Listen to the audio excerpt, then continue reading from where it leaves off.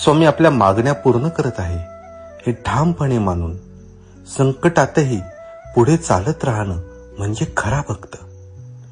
हे संकट म्हणजे परीक्षाच नव्हे तर स्वामींचा आपल्यावर असलेला विशेष प्रेमाचा स्पर्श आहे.